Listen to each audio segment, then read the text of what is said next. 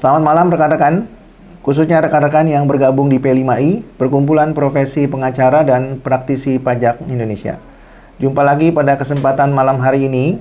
Setelah kami menghadiri sidang pada hari ini, kami akan mengupdate kepada rekan-rekan beberapa penanganan perkara dan juga beberapa trending topik yang sedang terjadi pada saat ini. Pada video sebelumnya, kami telah menyampaikan kepada rekan-rekan suatu perkara yang sedang trending dan sedang happening, di mana Hakim Pengadilan Pajak, khususnya Majelis 3A, yang terdiri dari Hakim Junaidi Eko Widodo, kemudian Hakim Yohanes Silverius Winoto, dan Hakim Haryono, sedang digugat oleh wajib pajak kepada Ketua Pengadilan Negeri Jakarta Pusat. Atau dengan kata lain, Hakim Pengadilan Pajak, khususnya Majelis 3A, Junaidi Eko Widodo dan kawan-kawan menjadi tergugat atas gugatan penggugat wajib pajak atas nama PT Arion Indonesia. Sebagaimana kami pernah sampaikan pada video sebelumnya, adapun alasan wajib pajak PT Arion Indonesia mengajukan gugatan terhadap 3 hakim pengadilan pajak adalah karena diduga yang bersangkutan, Hakim Junaidi Eko Widodo, Yohanes Silverius Winoto, dan Haryono, menghilangkan alat bukti yang disampaikan oleh penggugat atau wajib pajak PT Arion Indonesia pada saat atau selama persidangan di pengadilan pajak. Untuk memberitahukan kepada rekan-rekan bahwa dugaan perbuatan yang dilakukan oleh ketiga hakim tersebut merupakan dugaan perbuatan melawan hukum, karena memang di dalam hukum acara peradilan pajak, sebagaimana diatur dalam Undang-Undang Nomor 14 Tahun 2002 tentang Pengadilan Pajak, khususnya di dalam pasal 84 ayat 1 huruf F, disebutkan dengan tegas putusan pengadilan pajak harus memuat setiap alat bukti yang diajukan oleh para pihak, dan alat bukti tersebut wajib diberikan pertimbangan.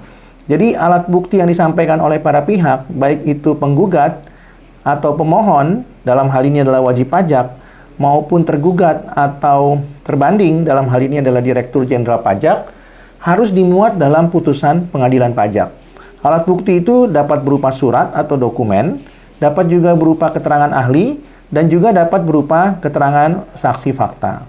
Oleh karena itu, maka alat bukti tersebut tidak boleh dihapus, apalagi dihilangkan.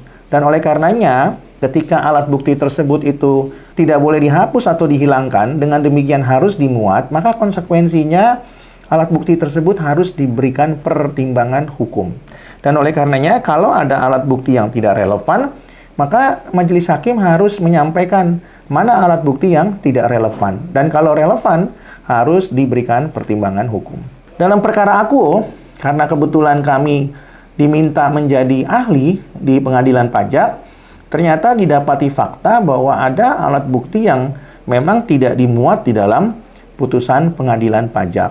Nah, pertanyaannya, kenapa hakim harus menghapus atau menghilangkan alat bukti? Apa motifnya kalau itu memang bisa dibuktikan nantinya? Jawabannya sederhana. Kalau hakim harus menghilangkan atau menghapus alat bukti, maka patut diduga tujuannya adalah untuk memenangkan tergugat atau terbanding. Dalam hal ini adalah Direktur Jenderal Pajak. Kenapa demikian? Karena kalau alat bukti itu dihilangkan atau dihapus dalam putusan pengadilan pajak, maka majelis hakim yang bersangkutan tidak perlu memberikan pertimbangan hukum. Dan itu adalah salah satu cara yang paling mudah dan paling instan untuk memenangkan tergugat atau terbanding. Dalam hal ini adalah Direktur Jenderal Pajak demi mencapai target penerimaan pajak. Jadi dalam perkara ini kami melihat bahwa indikasi menghilangkan atau menghapus alat bukti itu sangatlah kuat, supaya kemudian tergugat atau terbanding bisa dimenangkan, ya. Dan selain itu perlu kami sampaikan kepada rekan-rekan bahwa sepengetahuan kami, penggugat PT Arion Indonesia yang dulunya juga menjadi penggugat di pengadilan pajak telah mengajukan permohonan kepada Ketua Majelis 3A Junaidi Eko Widodo untuk dimuat melalui sidang pemeriksaan cepat dan juga sidang pengucapan putusan pembetulan, agar seluruh alat bukti yang dihapus atau dihilangkan dimuat kembali. Konsekuensinya tentu akan ada 2 kali sidang. Sidang pemeriksaan dengan hukum acara cepat Dan yang kedua adalah sidang pengucapan putusan. Namun sepengetahuan kami permohonan tersebut ditolak, sehingga kemudian diajukanlah gugatan ini. Nah, tentunya ini juga kembali membuktikan kepada rekan-rekan, sebagaimana rekan-rekan bisa lihat di layar rekan-rekan, bahwa Hakim Pengadilan Pajak tidak kebal hukum. Ketika Hakim Pengadilan Pajak menolak untuk melakukan sidang pemeriksaan dengan hukum acara cepat dan sidang pengucapan putusan yang berakibat pada terbitnya putusan pembetulan, maka serta-merta majelis hakim tersebut diwajibkan untuk melaksanakan hukum acara peradilan pajak.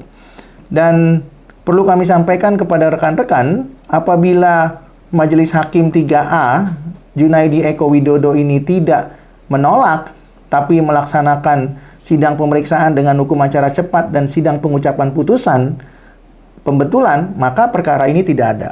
Namun yang kami perlu sampaikan adalah bahwa Hakim Pengadilan Pajak yang tadinya memeriksa perkara akuo, sekarang statusnya berubah dari majelis hakim menjadi tergugat. Ini membuktikan bahwa Hakim Pengadilan Pajak tidak kebal hukum. Dan pada kesempatan hari ini, kami ingin mengupdate kepada rekan-rekan bahwa ketiga hakim ini, Junaidi Eko Widodo, Yohanes Silverius Winoto, dan Haryono, yang memeriksa perkara PT Arion Indonesia melawan Direktur Jenderal Pajak, sedang menjalani mediasi di Pengadilan Negeri Jakarta Pusat setelah mereka hadir pada sidang kedua dengan agenda pemeriksaan formal. Dan apabila rekan-rekan lihat di layar rekan-rekan, mereka sedang membaca gugatan daripada penggugat PT Arion Indonesia dalam mediasi. Dan tentunya dalam mediasi tersebut, tergugat hakim-hakim pengadilan pajak yang sudah kami sebutkan tadi, apakah kemudian akan berkompromi atau sepakat atau tidak sepakat sehingga persidangan dilanjutkan. Apa yang menurut kami diminta oleh penggugat PT Arion Indonesia adalah supaya Hakim Pengadilan Pajak Junaidi Eko Widodo, Yohanes Silverius Winoto, dan Haryono melaksanakan sidang pemeriksaan cepat dan sidang pengucapan putusan pembetulan dengan cara memasukkan semua alat bukti yang diduga dihilangkan atau dihapus. Namun kalau permintaan ini ditolak, berarti tidak ada kesepakatan, maka sidang dilanjutkan dengan eksepsi. Sekali lagi yang kami mau sampaikan kepada rekan-rekan, bahwa Hakim Pengadilan Pajak bisa menjadi tergugat sebagaimana rekan-rekan lihat di layar. Dan ini tidak menutup kemungkinan bahwa Hakim Pengadilan Pajak juga bisa menjadi tersangka. Kenapa demikian? Kalau Hakim Pengadilan Pajak bisa menjadi tergugat, maka berpotensi Hakim Pengadilan Pajak menjadi tersangka dalam perkara pidana. Apakah itu dimungkinkan? Sangat dimungkinkan. Karena Hakim Pengadilan Pajak ada beberapa yang diduga menggunakan alat bukti yang memang dipalsukan oleh tergugat atau terbanding. Menggunakan alat bukti yang dipalsukan juga merupakan dugaan tindak pidana, sehingga berpotensi Hakim Pengadilan Pajak menjadi tersangka atau terdakwa, bahkan menjadi terpidana apabila bisa dibuktikan.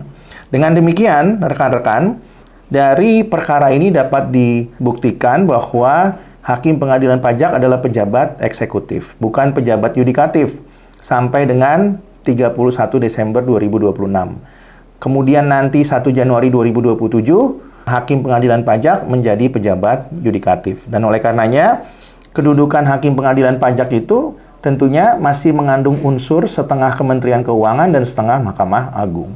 Sehingga perbuatannya masih mengandung unsur-unsur perbuatan pejabat eksekutif yang kemudian dapat dimintai pertanggungjawaban hukum baik secara perdata maupun pidana. Apabila rekan-rekan mempunyai perkara yang kurang lebih sama dengan perkara yang kami sampaikan tadi, rekan-rekan bisa berkonsultasi lebih lanjut dengan kami. Apabila rekan-rekan ingin menanyakan bagaimana cara mengajukan gugatan PMH kepada hakim-hakim pengadilan pajak, rekan-rekan juga boleh berdiskusi lebih lanjut kepada kami. Dan apabila rekan-rekan berpendapat video ini bermanfaat, silakan like, share, dan subscribe agar rekan-rekan bisa mendapatkan video yang lebih bermanfaat di masa yang akan datang. Demikian yang dapat kami sampaikan sementara. Selamat malam, terima kasih, salam profesional.